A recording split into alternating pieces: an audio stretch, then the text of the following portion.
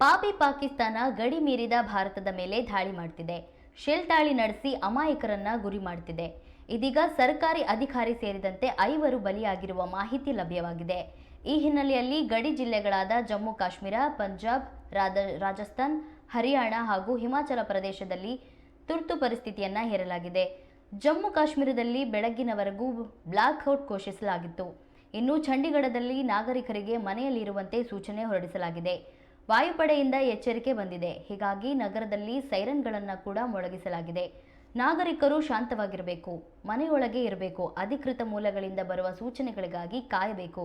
ಮುಂಜಾಗ್ರತಾ ಕ್ರಮವಾಗಿ ಚಂಡೀಗಢದ ಎಲ್ಲ ಶಿಕ್ಷಣ ಸಂಸ್ಥೆಗಳನ್ನು ಮುಚ್ಚಲಾಗಿದೆ.